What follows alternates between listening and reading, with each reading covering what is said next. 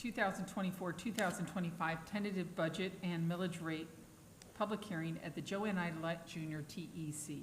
Today is Monday, July 29th, 2024. I would like to call this meeting to order. The time is 5:01. I ask out of respect to everyone, please silence all electronic devices. Please stand for the Pledge of Allegiance. I pledge allegiance to the flag of the United States of America and to the republic for which it stands, one nation, under God, indivisible, with liberty and justice for all. It's nice to hear that anthem played so many times at the Olympics already, or the pledge and the anthem, the Star Spangled Banner, I should say. Very nice. All right. So I call for a motion to adopt the orders of the day. So move. Okay, Dr. Jones? Second. Mr. McDonald?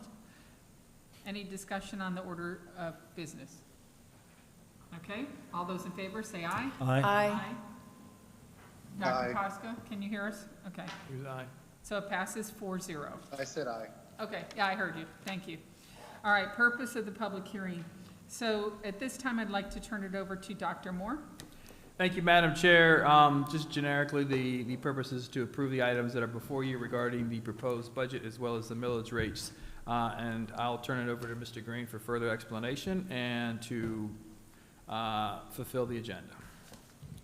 Thank you, Dr. Moore. Through the chair, board members and superintendent, tonight there are three parts to tonight's meeting. The first part is to discuss and adopt the tentative millage rates that have been advertised properly under the Trim, Truth, and Millage law, to discuss and adopt the tentative budget, which would be a result of those certified millage rates, and to set the date for the second and final public hearing on the final millage rates and the final budget. That is the purpose for the next two agenda items. Okay. Anything else? Next agenda item. All right. So I'd like to open up the floor for discussion by board members after you review those rates. So do you want to present the rates? Yes, thank you. So this, the first of two public hearings is required under Florida statute, and I apologize, I generally don't read scripts, but there is a lot that is required to be read in the record. It's the first of two public hearings required under Florida statute to provide the public with an opportunity to give input into the proposed tentative millage rates and the proposed tentative budget for 24-25. On July 18th, we received the second calculation of the certified millage rates from the Department of Education. And upon receipt of those rates, we updated the trim advertisements and published them in the Indian Press Journal. The board also received supplemental information regarding the final millage rates and tentative budgets. The board is engaged in a variety of workshops and discussions, starting with a budget overview on June 10th, 2024, a special board meeting to approve the trim, truth, and millage advertisements on July 16th, a board workshop on July 22nd where the board asked questions regarding the budget, which we will review the answers to some of those during the tentative budget review, a variety of board briefings over the last few months, and supplemental information emailed to the board on July 12th and July 26th. This public hearing was advertised in the Indian River Press Journal Treasure Coast newspaper on Friday, July 26, 2024, in the form of a truth and millage or trim advertisements as required by the Department of Revenue, and they were approved by the board on July 16, 2024.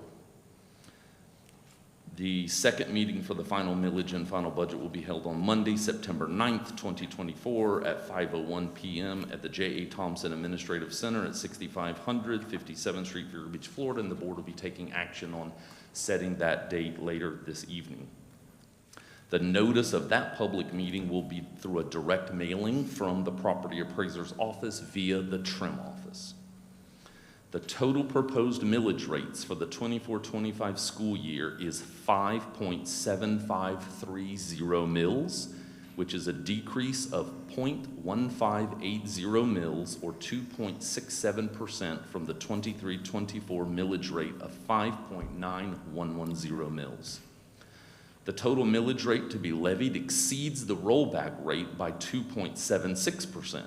This means that the average taxpayer in Indian River County could pay 2.76% more in total school taxes in 24-25 as compared to the rollback rate. This is based and calculated on the total millages levied in the new year compared to the rollback rate for state and local. The rollback rate is the millage rate necessary to be levied to generate the identical total dollars raised in the prior year. It's informational purposes that we must share with the public during these public hearings. Higher property values create a lower rollback rate. The increase in taxes is because of a decrease in the required local effort, but is offset by an increase in the local property values compared to the prior year. Property values increased $2.4 billion or 7.8% compared to the prior year. The district is levying the required allowable millages for the district to participate in the Florida Education Finance Program, or FEFP, and receive funding from the state.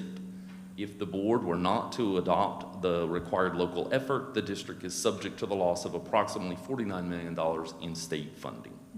There are two resolutions to be approved tonight. Resolution 2025-01, which will be the tentative millage rates, and then Resolution 2025-02, the tentative budget. These approvals are required for the district to be in compliance with the Florida Department of Revenue TRIM requirements, which stands for Truth in Millage. The proposed tentative millage rates to be voted on tonight and the proposed revenue amounts to be raised are as follows. I'll be reading these into the record. Required local effort, including a prior period funding adjustment of 3.0050 mil to raise an amount of $94,230,257. A basic discretionary operating of 0.7480 mils, generating $23,455,652. A capital outlay of 1.5 mils, generating $47,036,734, and an additional voted discretionary operating of 0.5 mil, generating $15,678,912 for a total millage rate of 5.7530, generating $180,401,555. The total millage rate levied exceeds the rollback rate by 2.76%.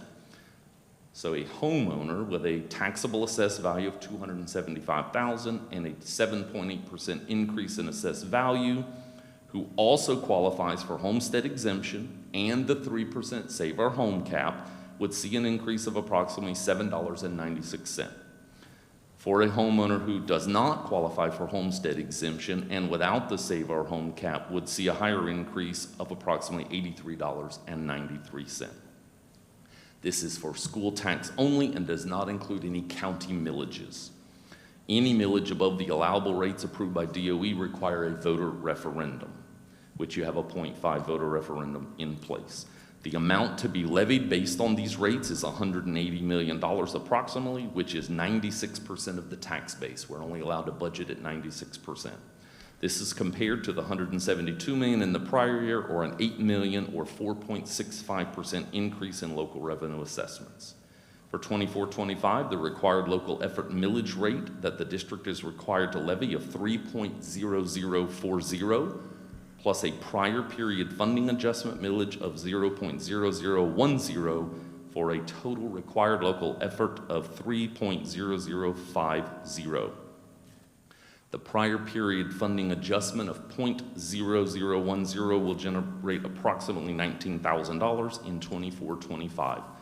That prior period funding adjustment is levied in any year which the required local effort of the previous year did not generate the amount of dollars needed, so it's a makeup for that prior period funding.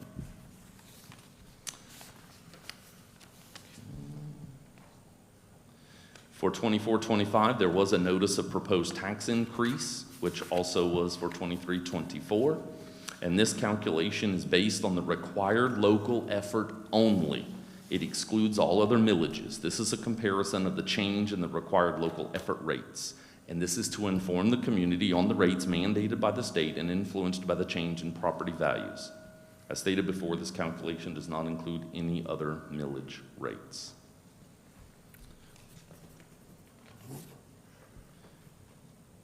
And that is a review of the tentative millage rates for 24-25. Okay, thank you. Let's open up the floor for discussion. Mr. McDonald, You have anything? public hearing. Sorry? The discussion is first. Oh, I'm sorry, never mind. You're doing a good job. Okay, Mr. McDonald? Okay. Nothing much. I'm glad to see that we don't have to increase our millage and that the increase in property values has offset any increase in revenue we require in order to meet inflation. And so I think as a taxpayer, we're happy that it's working out that way and that while our net taxes will be up a little bit, it's not a substantial change and it's not a change in our millage. So thanks for that. Thank you. Dr. Johnson? Thank you, Mr. Green and the department. Thank you very much for always answering my questions. I appreciate it. Just a few general questions. I guess this one is even for Dr. Moore. At the 10-day count, is that when we're still going to look at positions we need or positions we need to move, or do you wait a little longer to FTE? Through the chair, we want to be balanced as soon as possible. At that 10-day count, we know the number of students who are actually enrolled in schools. Typically, what happens in the state of Florida, you continue to enroll students through October. Labor Day has always been a drastic increase. So after Labor Day is another big day that we have it. We do balance as we move throughout the year. One of the strategies that we have in place now is to make sure we're continuously looking at allocations and making adjustments based on who's actually enrolled in school, and then we'll balance based on who actually shows up. Thank you. Mr. Green, on page 2 of the handout with mills compression, 0.748 mills compression, why are we at 0 and some other counties much higher? There are a few at 0, but most of them have some kind of number.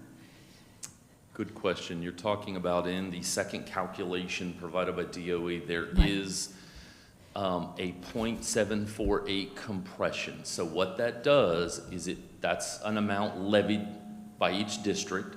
They take the average that generates per district. Okay. And then they look at the average unweighted FTE Okay. for the districts. And they divide that to come up with a number. It's usually around $800, $900 per unweighted FTE on average that the 0.748 additional operating discretionary millage generates. Okay. If you are below that average, that's a supplement added to catch you up to the average. So that's why the ones we happen to be above that average when you do that math, therefore we're not receiving a supplement. All right. Again, that goes back to the 1973 FEFP concept of equitably funding school districts where their local tax base might not support that funding as much. So it's anyone below the average gets a supplement to get them to the average. Got it. Also, in one of the first pages of your memo, just in general, why did we get a prior year funding adjustment? I'm sure not clear on that. So what happens is you're setting the Department of Revenue and then through the Department of Education are setting for you your required local effort millages that you're required to go out and levy on your tax roll, your certified tax values. At the end of the year, if those maybe they didn't collect all the taxes, partial payments, maybe somebody's value was down, some things happened to the value adjustment board, but at the end of the day, that required local effort did not generate the dollars anticipated, i.e. short by $19,000 this year. They add that on as additional millage in your new required local effort to catch that up for the prior period. Okay. This is always an issue every year, I think, for most districts. We have been given $3.4 million as a categorical in transportation. transportation. What does it really cost and how do we fund it? So That's part of the budget discussion, right? Not the millage? Oh. You want to? that could be part of the budget discussion. Yeah. Okay, wait for that. Okay. All right, I have one other one I think will be more toward the budget. Thank you, ma'am. Okay. Dr. Posca, any Discussion? On the Yeah, millage. So I'll just say that I don't support raising taxes, and I never will. So I'm thankful we are able to continue to provide extremely high-quality education at relatively a lower tax rate than a lot of the surrounding districts. Otherwise, I don't have anything to add. Thank you. Okay, Ms. Rosario? Yeah, I ditto those sentiments. I'm glad that we are doing more with less. It really is a testament to the work of districts under Dr. Moore's leadership and, of course, under Mr. Green's leadership as well. And I'm grateful for the finance department and all the work that they are doing in this area. I look forward to the workshop, and I'd be happy to support this right now. Okay, thank you. Mr. Green, I jotted something down, I just want to make sure I was clear. So you're saying the average household, if it was $275,000 home, right, valued at $275,000, that they would see an increase of $7.96 for the year, correct? If they had the a homestead exemption Right. and they had the 3% save our home cap, Okay, then that's what they would see. yes. Okay. All right. Thank you. I think that, we're being frugal, and, the district's done a great job with the money that we are provided, so I'd say thank you for keeping it the same. And with that, I'd like to call, can't do a motion on this one yet, right? Okay. So now I have to ask, Dr. Moore, have you documented that this public hearing was properly advertised in accordance with state statutes? Yes, we have. Okay. He's just showing it. Are we good? Yes. Okay. We now recess this meeting to conduct the public hearing as advertised. The public hearing is now in session. Dr. Moore, are there any written responses to the advertised public hearing to be read at this time? Not at this time. Okay. And the public is invited to address this issue, which is on the millage rates at this time. Is there any individual wishing to speak or representing an organization of his or own personal or public interest who wishes to speak? Seeing none, I would like to announce that the public hearing on 2024-2025 proposed millage rates has been conducted pursuant to notice, and ample opportunity to address this issue has been provided to all. The board meeting is reconvened at this time. I'd like to call for a motion. So move. Dr. Jones? Second. Mr. McDonald? All those in favor, say aye. Aye. Aye. Anyone Aye. opposed? Okay, passes 5-0. Okay, we need to do a roll call for that one. So, Ms. Moray, would you do the roll call?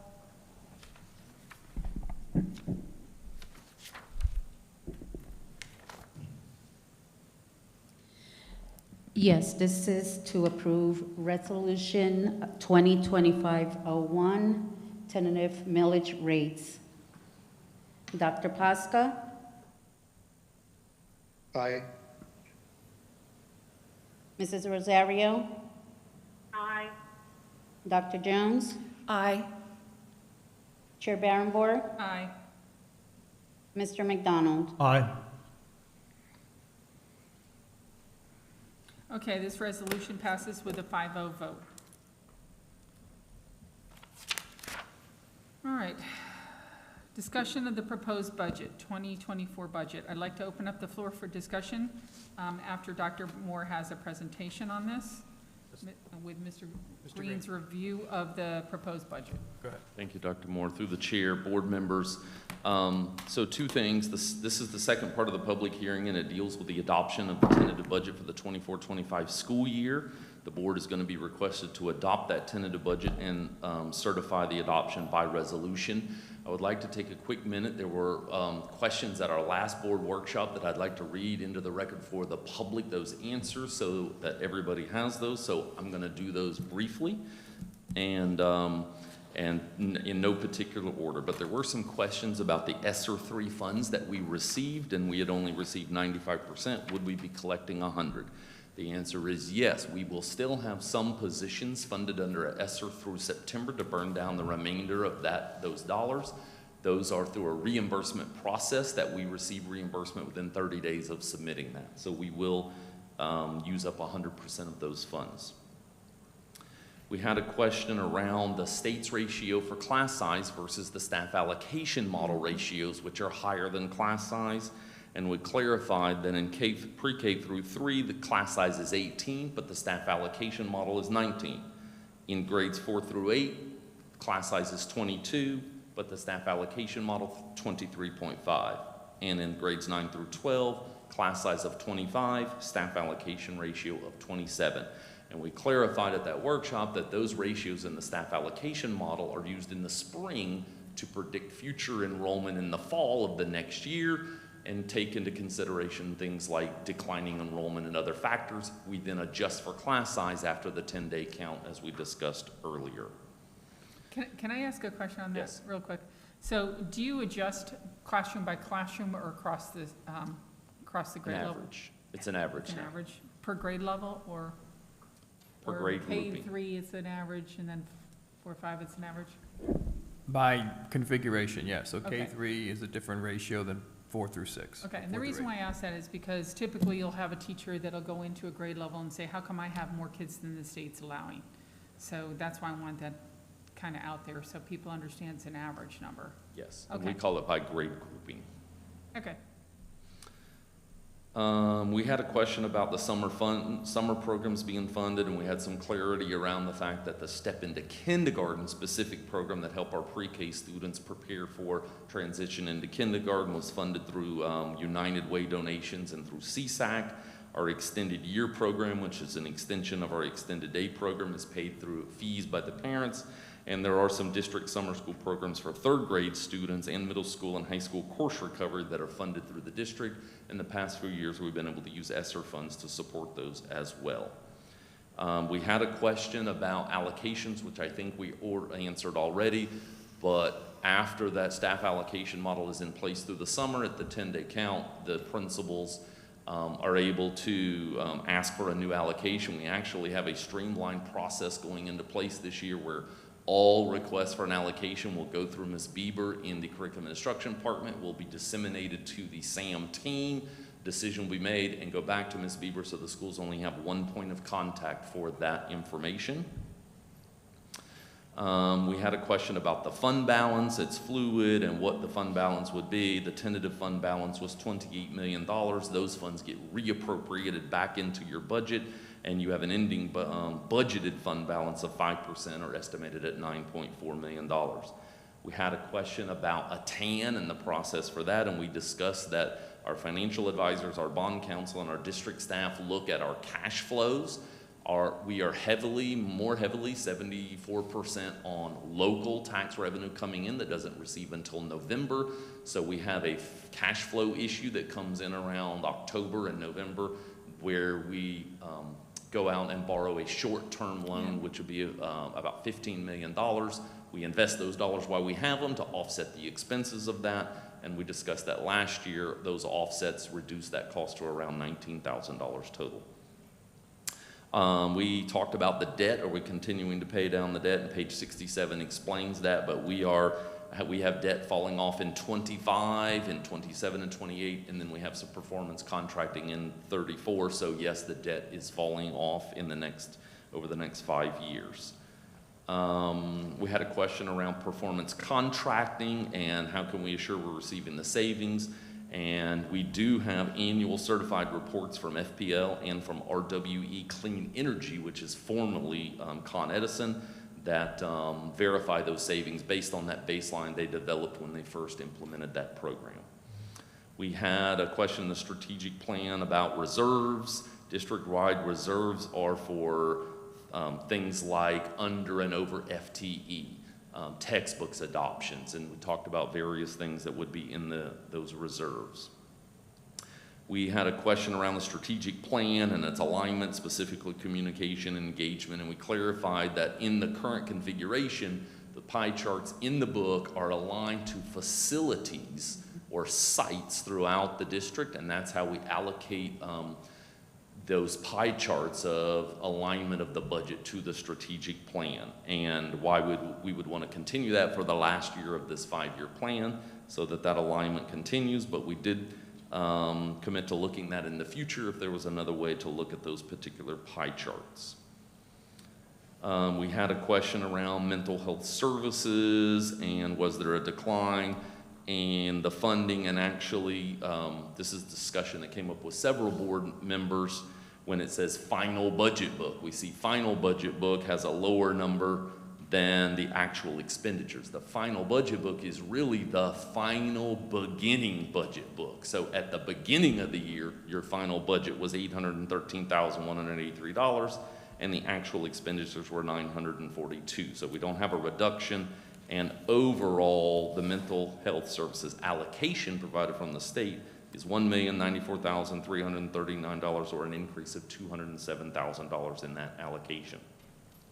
We had a question about the moonshot positions. There were 5 at the, that weren't allocated to a school, and we clarified that those are 5 moonshot accelerated coaches at the district office and go out and support the schools. And we talked about how the Learning Alliance would be audited externally for how they spend those dollars to ensure that there's no pass-through dollars coming to us.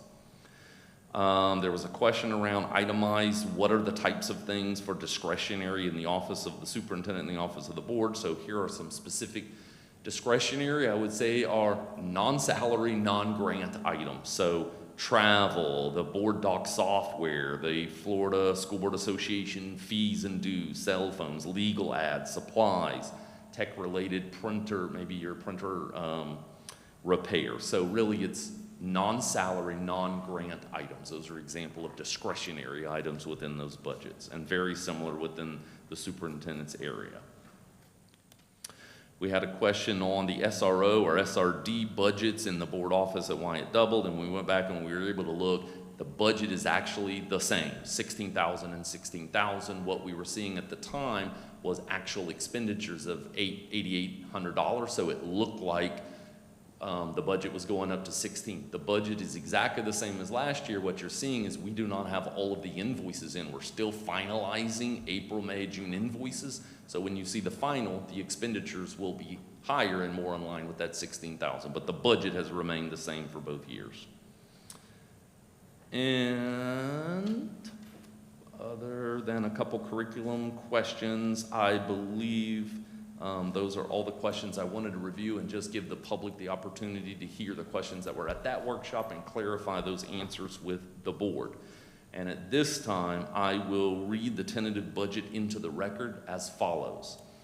The tentative budget for 24-25, 7 funds. Number 1, the general operating budget in the amount of $227,856,080. The debt service fund budgeted in the amount of $33,267,212. The capital outlay budget in the amount of $71,825,290. The special revenue budget in the amount of $26,615,468.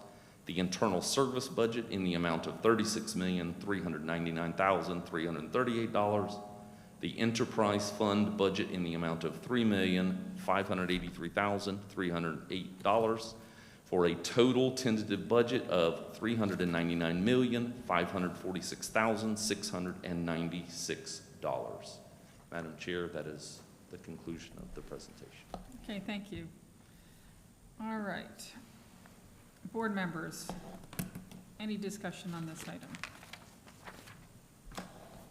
Mr. McDonald? None for me. All my questions were addressed earlier today by Mr. Green. Did a great job. I thank you for all the work on this. Okay. Dr. Jones? Going back to transportation, 3.4 million is a categorical. What do we really spend? So I don't have an exact number in front of me, but I do know, and I'll confirm with Ms. Copeman if I'm telling a story, but roughly for all of the salaries and all of the things that support in the garage, it's just over $7 million Okay, a year. and we have all talked about that whenever we're looking for extra things from our state and federal funding. We look at that. So are we taking that money out of the general fund, or how are we paying for it? Yes, that is Okay. funded through the general fund. And one last question on the grant funding, which does affect, because I'm not talking about entitlement grants. When we get the other grants, and I've written several grants, they usually go for 3 years and then you have to sustain them. How is that looking for grant writing and the sustainability of what we're getting from our grants? Actually, it's looking very well. Our grant, total grant on the last board agenda, I believe, was 5.4 million dollars, which I think the strategic plan was $4 or $4.5 million. Yeah, we exceeded, and I'll send this information to the board tomorrow, we exceeded our strategic plan goal by like almost $1.5 million Wonderful. in receiving grants. Thank you. Thank you to David Erickson. I think he's the one working there.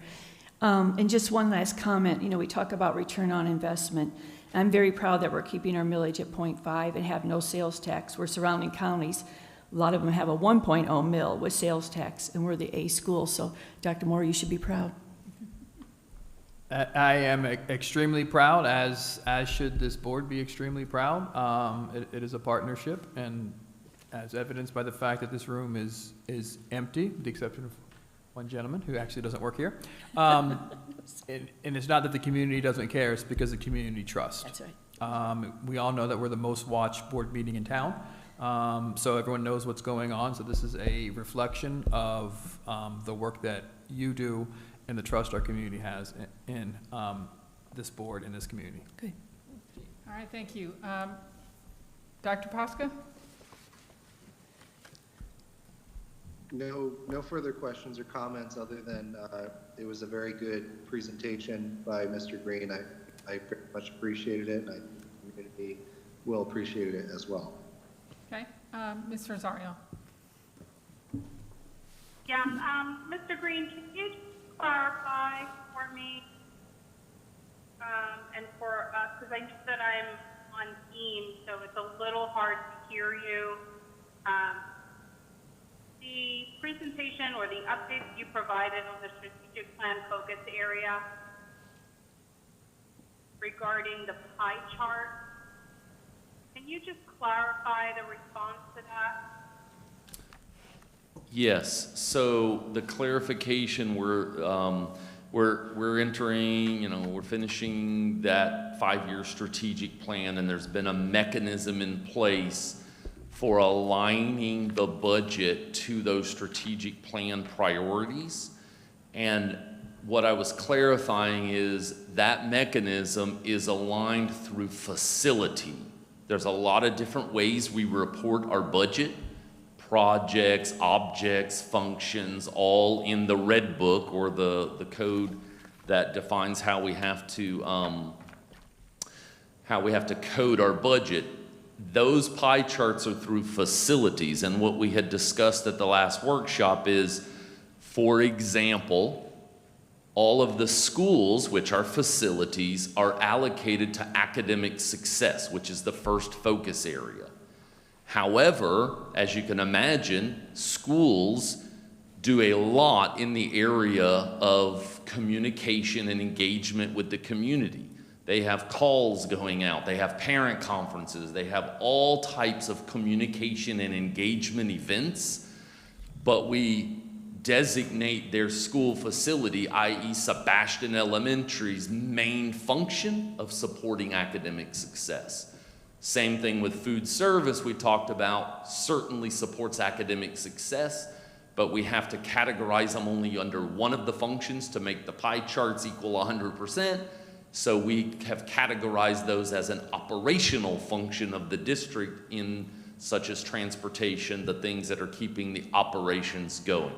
So I was just clarifying how we align our budget to those strategic plan priorities, and that is through facility numbers.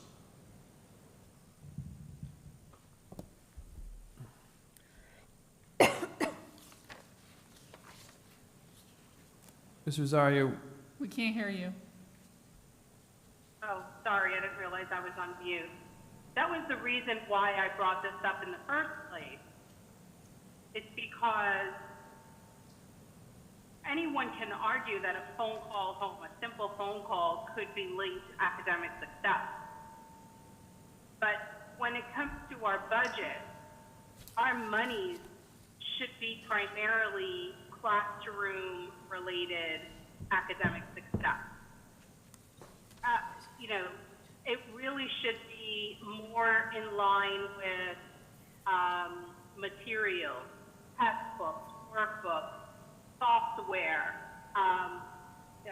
the teachers, paraprofessionals, guidance counselors. I mean, to me, those are more specific to academic success, whereas just labeling a school building, you know, as part of academic success is it really should be under facilities, which is what I'm hearing. And so I think that there seems to be a stretch in this area, and I'm not completely satisfied with that. We really need to have a pie chart that reflects more in academic success rather than having the explanation that a school building is considered, you know, part of academic success. Yeah, I don't know if you understand where I'm heading towards, but having 41% and 40 remain exactly as is, I'm not hearing that we're still looking into it. At our last workshop, it was agreed that there were areas that could be moved around for this purpose, and I would be satisfied with that. So I don't know if you're still working on it. I think that's probably what I'm not hearing. Through the chair,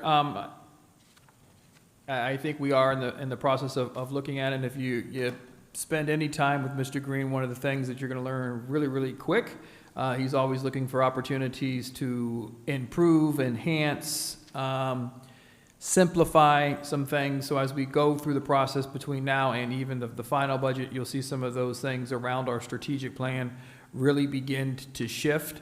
I think, and I said this in individual briefings today, I believe it was with Ms. Rosario, I don't think there's another district that's taken this step to create the level of alignment that we have. And I think as we go into what is going to be a very, very exciting year, not just because 95% of our schools are an A or a B, we are also going to create our next version of our strategic plan. So we'll be requiring much more of the board's time in the creation of that plan as we move throughout the year. So at the end of 25, 26, 20, in the end of 24, 25, we have that strategic plan created, and that ultimately will allow us to do a better job of defining where resources are ultimately going. And at the end of the day, overwhelming majority of our dollars are going to pay for our teachers' salaries as well as our instructional materials and resources. And Dr. Moore, just to follow up on that, that is a consideration we're looking at, is that this is the last and final year reporting. So to change that structure now would change the way those pie charts reflect the first 4 years versus the last year. So one of the things we've been really reflecting on internally as we create our new strategic plan and new alignment, we of course could look at different ways besides facility through expenditures or projects or other mechanisms to align that differently. Yeah, no, that's not, for this board member, that's not satisfactory. The reason why I requested for us to have a budget workshop before this date was to address issues like this. I knew this was going to happen. I knew that we weren't going to hear or see any changes after this book was created, and not involving the board members in this process right now seems like we're being pigeonholed into accepting what you've provided just because.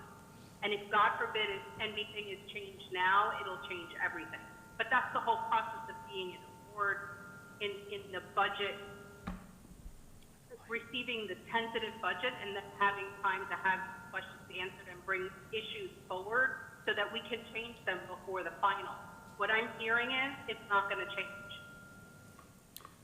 And through the chair, just to clarify, the allocation of funding, it isn't what we're shifting. Where it's aligned to the district's strategic plan, is what would be shifting. So in terms of where the money is lying and where it is providing services and support, that isn't what we're talking about. We're talking about where it's allocated in terms of the district's strategic plan. In my conversation with Mr. Green, we've been following one way of work. This is the same length of time, the same number of meetings, same conversations, and same structure in which Mr. Fagan and myself created this pie chart. Are there opportunities to shift and modify where dollars align to the strategic plan? Probably. But you have a strategic plan that has yielded you the most improved school district in the state of Florida for the second year in a row, and you have a budget that was on the verge of being bankrupt 4 years ago. So this way of work absolutely 100% works. Now, in terms of being more specific about, okay, a facility, and Mr. Rosario was right, if a school site facility is mostly around the dollars linked to teaching and learning. Absolutely. But there's other things that happen that revolve around security, which is in our plan, engagement, which is in our plan, fiscal responsibility, which is in our plan. And that is really, really drilling down into multiple files to figure out where that's actually happening. So I think the desire to create how is this all aligned to the district strategic plan is absolutely outstanding. Okay, did you pay the electricity bill? That's not, were you done, Dr. Moore? Are you done? Yes, yes. Yeah, that's not, having the budget aligned to the strategic plan is not what I'm saying. We have done a tremendous job in aligning the strategic plan to the budget. It was never done like that this way before, so I'm incredibly grateful that we are doing that now, but that's not what I'm talking about. I'm talking about looking at a pie chart where we have 41% in academic success and 40% in organization and fiscal responsibility. A 1% difference, a 1% more in academic success on a pie chart is not okay for this board member. Right. We should have way more than that allocated in academic success. It has nothing to do with where we are and where we're going with our strategic plan in the future. That I get. The process is coming up. But right now, for this budget plan, for this academic school year, the issues that I brought forward in the last workshop, I heard going to be reevaluated and be adjusted so that there is a true indication of how much more would be in academic success than in organization and fiscal responsibility. And through the chair, those are two areas within the strategic plan where we've taken the district's budget and did our best to align those resources. But you are correct. Our sole work and purpose is around teaching and learning. And I think it's important to know this is the total budget. You have additional funding sources around capital that are solely used for that. You have the year before school, after school, the enterprise, which is in there as well. So when you look at the money that we have, that excludes those dollars, it would be significant. But we're evaluating the strategic plan on where dollars are following. We've taken the entire budget and placed it within that. So if we were to take out and solely looked general fund, you would see well over 84% of those dollars goes directly to support classroom instruction. But you were right, and we can provide additional information between here and the end of the day. Go ahead. You can or you cannot? We can provide additional information regarding the volume of dollars that we spend around teaching and learning. Yeah, I think that should be reflected better in this pie chart. Like if we look at Vero Beach High School, for example, we can look at the high school, the entire facility as one facility, but their budget is not based on the entire facility. Their budget is based on so much money going to electrical, so much money going to classroom supplies, right? Classroom supplies would be direct learning. School improvement would be direct learning. Library media, direct learning. But then when you get to bottled gas, propane, to me that would be facilities or organization. Water, sewer, garbage, school facility rentals. Those are things that would fall in the category of organization, whereas all the other would fall in the category of direct learning or academic success in the pie chart. So are we actually doing that line by line, or are we taking the entire facility and putting the entire facility in organization? So currently, you are correct. The way that this alignment is done is by that entire facility from an accounting standpoint. From what I hear, to do it the way that you're suggesting, where things like propane at the school would go into an operational function, and textbooks would require to go through an accounting method of every expenditure that would happen. And that's what I was relating to being able to look at when we do the new strategic plan. That would definitely require a heavy lift in that alignment. It would be a different way of doing it. However, we are looking within the current model, we are still looking to see if things are aligned as properly as possible. So we might be able to make some shifts in the alignments in the current structure. That's what we're looking at. But flipping to an entirely different method of tracking would just require quite a bit of planning and alignment, and my suggestion is to align that with the new strategic plan and do that all at one time so that we can make those alignments possibly by project or by expenditures. Yeah, I'm surprised this was not done before. So then when we look at this pie chart, then what exactly is an organization and fiscal responsibility? If it isn't the propane, if it isn't, things like electrical, anything else, then what is it? What is 40% of our budget going to? So that particular pie for organizational and fiscal responsibilities covers the food service fund, for example. That's an operational function to support the schools. The physical plant department and how the physical plant supports the schools through maintenance, custodial services, those are operational functions. Transportation is an operational function to support the school. Business and finance department, all of their work that we're doing now is an operational or fiscal responsibility to support the schools. Risk management and employee benefits are all operational type functions. They're not instructional materials or teacher salaries as would be in the school's budget. And in what section would those be in? Though, But I don't see that. on page 12, they're in the green section of the tentative budget book. They're in the organizational and fiscal responsibility section. So that's safety and security, the building department, facilities and maintenance, operations, risk management.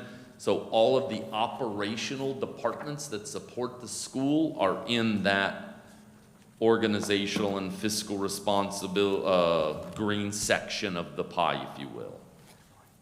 Okay, so there is if we compare then what is in this pie chart, in this section, on page 12 of our tentative book, $134 million for organization and fiscal responsibility. I'm sorry, page 17. First is, and I just missed it, Vero Beach High School. Let me get there. Page 132.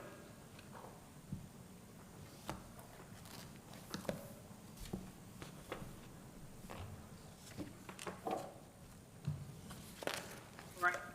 Yes.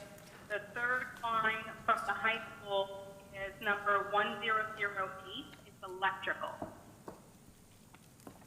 Line number 1549, bottled gas, propane. 1548 is water, sewer, and garbage. Are those three particular lines not included on page 17?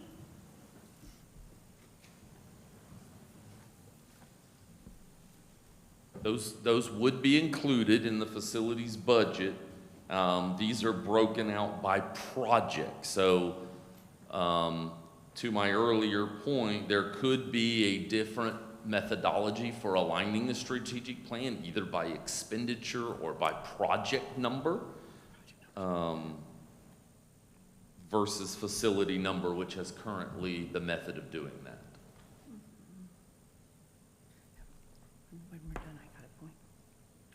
Okay, so can you see my concern or my question here? If those projects, as you say, if those projects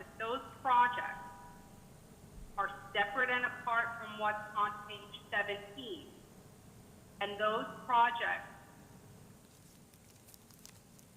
are truly not supposed to be with academic success, then those projects should actually fall under organization and fiscal responsibility. And if that's the case, our true number for organization and fiscal responsibility would be way more than 40%.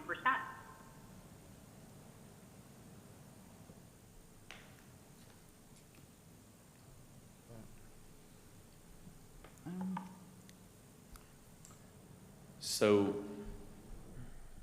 to try to answer that a different way, we would have to go through a process of aligning all of the projects within all of the various departments, which there would be projects in other departments maybe that are completely organizational now that would apply to academics. But I thought that would be the, I mean, to me, that just,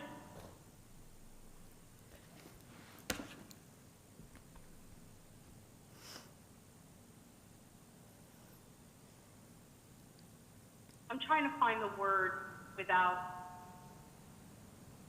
saying what I really want to say. I would just think that that's the, when it's organization and fiscal responsibility, no matter what it is, it falls to organization. Not the entire school building falls under success, academic success, because there are parts within an entire school building that don't have direct classroom, or direct influence teaching and learning. I guess for me that just seems like common sense, and maybe my point is just saying I don't know if this tentative budget truly reflects where our money really is going. Maybe academic success is really less than 41% then. It's clear though that I'm not going to get answers in this session, so I will just end with my last comment, which would lead us to mental health. If you look on page 176, this was an area that I mentioned last week.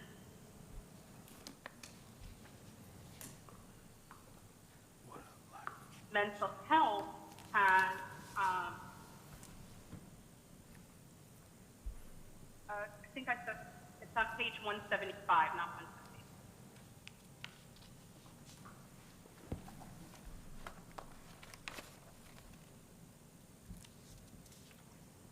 So mental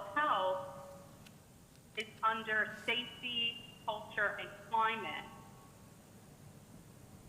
But if you look at the project, mental health allocation based on FESP, which is student specific, right? It is youth mental health and training, that would be student specific, and resiliency through community grant, and that's based on our standards. So to me, those areas should be specific to student academic success, not under safety, culture, and climate.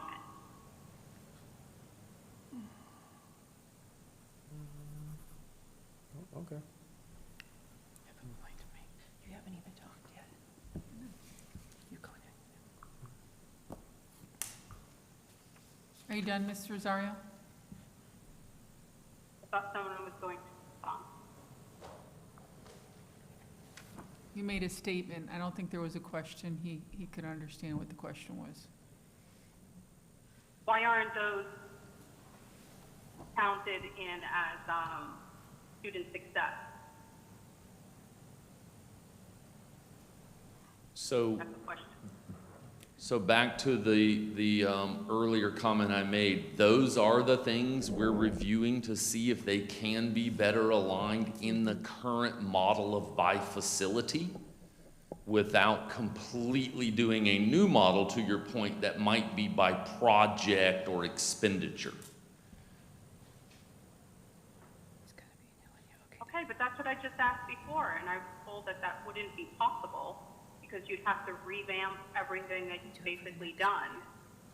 So if you're telling me that you are looking into these items to see if they would better fit a different part of the pie chart, that would be okay.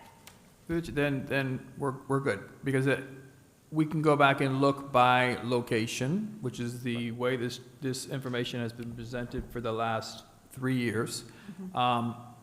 And then there are opportunities to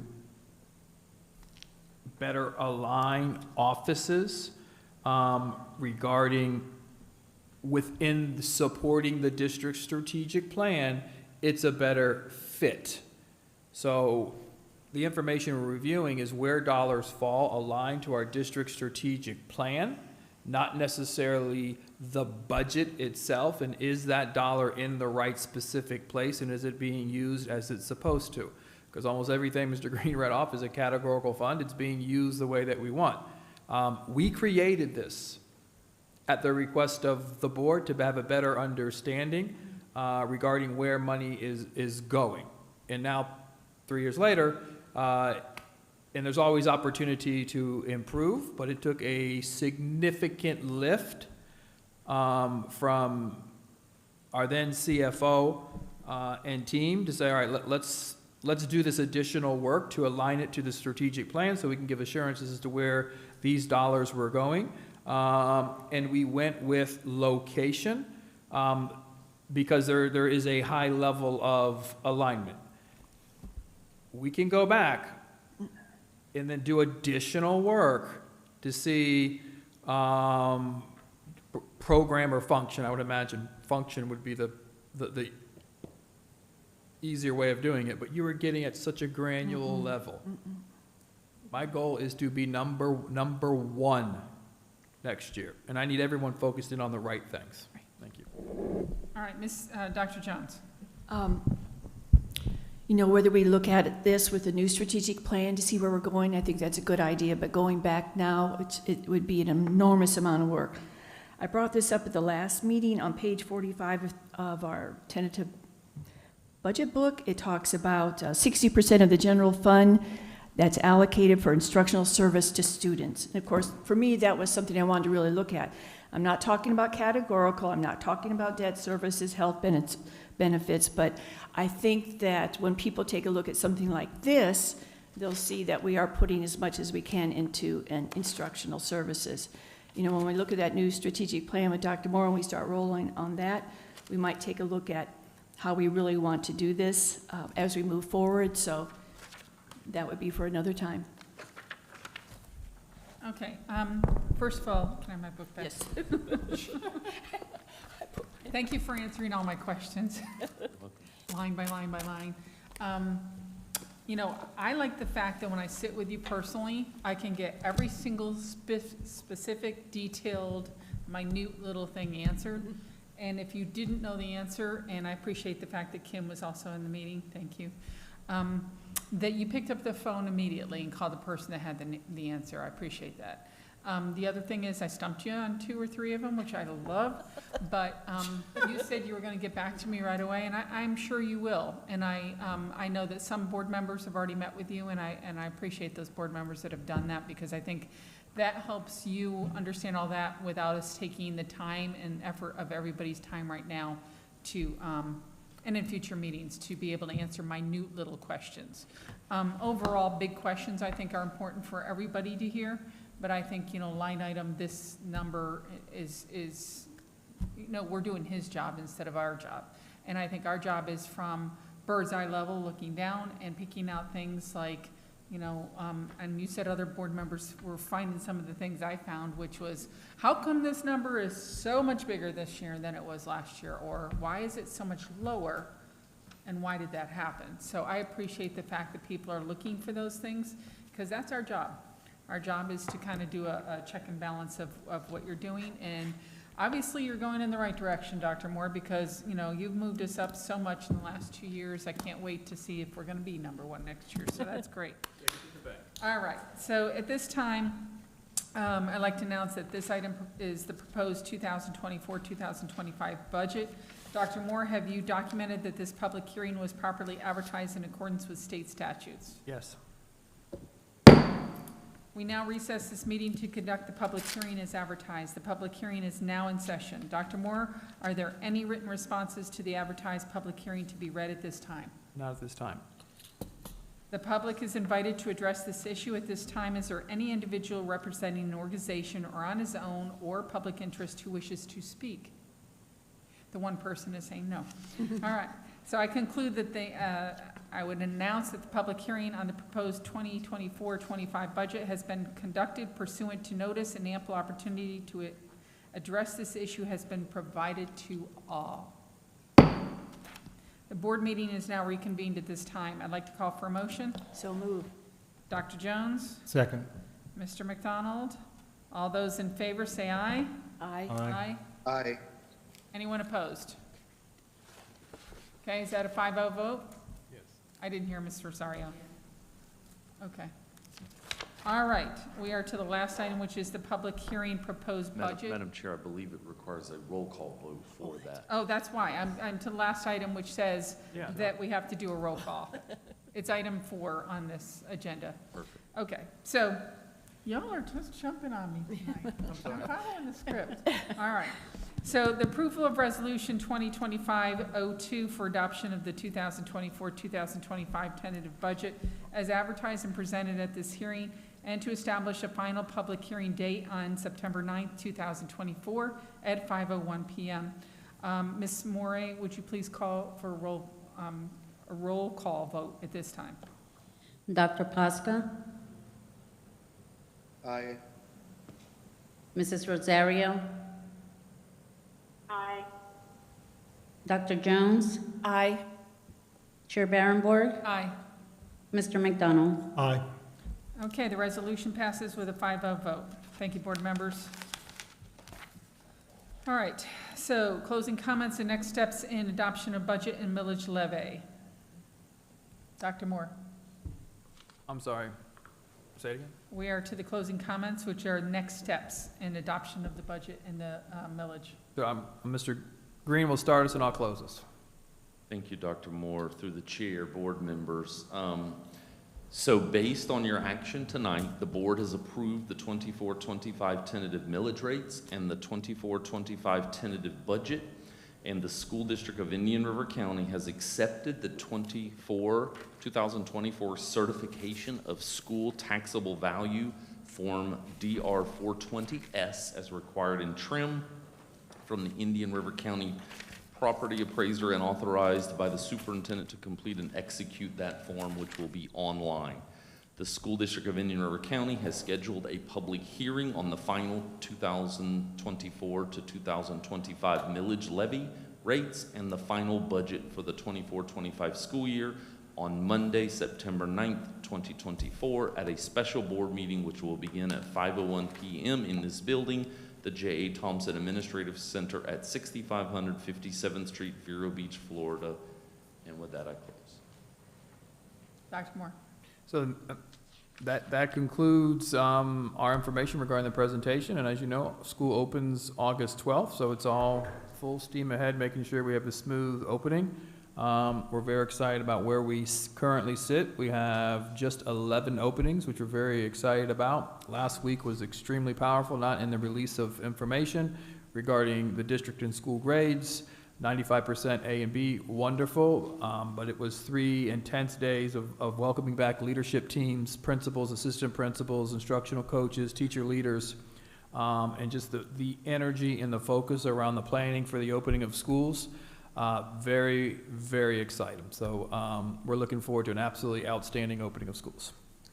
Thank you, sir. And with that, I'd like to close or adjourn this meeting at 6:07.